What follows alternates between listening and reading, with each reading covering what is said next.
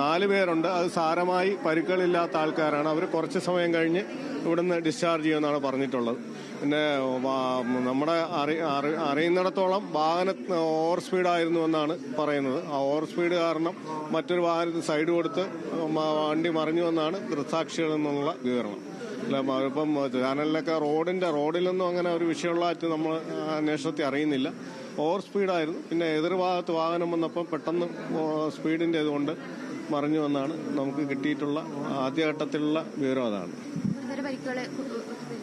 ഗുരുതരമായ പരിക്കുകൾ നമുക്ക് ഹെഡ് ഇഞ്ചുറിയൊക്കെ ഉണ്ട്. അപ്പോൾ അത് അങ്ങനെയുള്ളവർ നമുക്ക് 4 പേരല്ലേ, അത് അറിയാൻ പറ്റില്ല. നമുക്ക് എന്തായാലും അവരെല്ലാം നമ്മളെ റിസ്ക് എടുക്കാതെ ഇപ്പം സൂപ്രണ്ട് ഉണ്ടായിരുന്നു, ചെയർപേഴ്സൺ എല്ലാവരും കൗൺസിലർ നമ്മളെല്ലാം ഉണ്ടായിരുന്നു. അപ്പം നമുക്ക് റിസ്ക് എടുക്കാൻ പറ്റാത്തതുകൊണ്ട് മെഡിക്കൽ കോളേജിലേക്ക് റെഫർ ചെയ്തതാണ്. നമുക്ക് ഇനി അവിടുത്തെ ബാക്കി ട്രീറ്റ്മെന്റും സ്കാനിങ്ങും ഒക്കെ കഴിഞ്ഞാൽ മാത്രമേ അതിനെക്കുറിച്ചുള്ള വിവരം അറിയാൻ കഴിയൂ.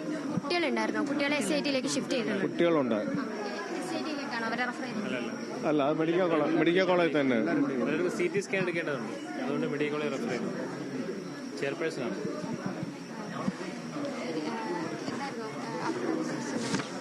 അപകടം എന്ന് പറയുന്നത് അറിഞ്ഞപ്പോൾ തന്നെ എല്ലാവർക്കും വിഷമം തോന്നിയൊരു കാര്യമാണ്. കാരണം ഞങ്ങൾ ആദ്യം അറിയുന്നത് സ്കൂൾ ബസ് ആണെന്നാണ് അറിഞ്ഞത്. പക്ഷേ പിന്നീട് അത് ഫാമിലിയാണ്. അത് വിവിധ സ്ഥലങ്ങളിൽ നിന്നുള്ള, ഒരു സ്ഥലത്തുള്ള ആൾക്കാരാണെങ്കിൽ പല പല ഫാമിലിയിലുള്ള ആൾക്കാർ ഒരുമിച്ച് ഒരു സന്തോഷത്തോടെ ഒരു ട്രിപ്പ് പോയതാണ്.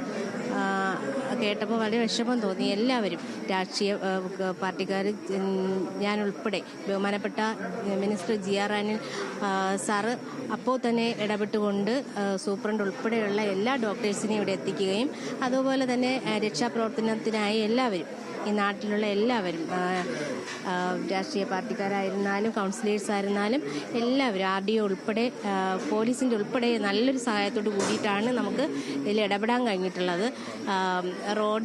കുറേ പറയുന്നുണ്ട് റോഡിൻ്റെ കാര്യം. പക്ഷേ റോഡിൻ്റെ അല്ല, ഇവിടെ അപകടത്തിൽപ്പെട്ട് വന്നിട്ടുള്ള ആൾക്കാരോട് ചോദിച്ചപ്പോൾ അവർ തന്നെ പറഞ്ഞിട്ടുള്ളതാണ് ഓവർ സ്പീഡ് കാരണം എതിരെ വന്ന ഒരു വണ്ടിക്ക് സൈഡ് കൊടുക്കുമ്പോഴാണ് മറിഞ്ഞതാണ് എന്നാണ് അവർ പറഞ്ഞിട്ടുള്ളത്. ഇവിടെ ഇപ്പോൾ ഗുരുതര പരിക്കില്ലാത്ത 4-5 പേരുണ്ട്. അവരെല്ലാവരും അങ്ങനെയാണ് പറഞ്ഞിട്ടുള്ളത്. ഒരാൾ മരണപ്പെട്ടവരുടെ ബന്ധുക്കളെയൊക്കെ ഇപ്പം അറിയിച്ച് ബന്ധപ്പെട്ട് നമ്മൾ അറിയിച്ചിട്ടുണ്ട്. മോർച്ചറിയിലേക്ക് മാറ്റിയിട്ടുണ്ട്. ബാക്കി എക്സ്റേ എടുക്കാനുള്ള എല്ലാ സൗകര്യം അവർക്ക് എന്താവശ്യമുണ്ടോ ഞങ്ങളെല്ലാവരും ചെയ്തു കൊടുക്കാൻ വില്ലിങ്ങാണ്. എക്സ്റേ എടുക്കാനെല്ലാം ഏർപ്പാട് തൊട്ടടുത്തുള്ള നഗരസഭ തൊട്ടടുത്തുള്ള മെട്രോയിലേക്ക് ആക്കിയിട്ടുണ്ട്. അവർക്ക് എന്താവശ്യം ഉണ്ടെങ്കിലും അവിടെ നിന്ന് ചെയ്യാം. അതുപോലെ ബഹുമാനപ്പെട്ട നമ്മുടെ മന്ത്രി GR അനിൽ സാറ് മെഡിക്കൽ കോളേജിലുണ്ട്. ഇതുമായി ബന്ധപ്പെട്ട എല്ലാ കാര്യങ്ങളും നമ്മളുമായിട്ട് ആശയവിനിമയം നടത്തുന്നുണ്ട്. പിന്നെ നമ്മൾ മറ്റൊരു വിവരം അറിഞ്ഞത് ഡ്രൈവർ മദ്യപിച്ചിരുന്നു എന്ന സംശയമുണ്ട്. അദ്ദേഹം മിസ്സിങ്ങും കൂടെയാണ്. വണ്ടി ആക്സിഡന്റ് പറ്റിയോടെ ഇറങ്ങി ഓടിയെന്നാണ് പറയുന്നത്. അപ്പം മിനിസ്റ്റർ മെഡിക്കൽ കോളേജിലുണ്ട്. നമ്മളുമായിട്ട് എല്ലാ കാര്യങ്ങളും ബന്ധപ്പെടുന്നുണ്ട്. ഇവിടെ പറഞ്ഞാണ്. ഇപ്പോൾ വരുന്ന ഏറ്റവും പ്രധാനപ്പെട്ട ഒരു വിവരമായിരുന്നു അത്. ഡ്രൈവർ മദ്യപിച്ചായിട്ടാണ് ഇപ്പോൾ വിവരങ്ങൾ വരുന്നത്.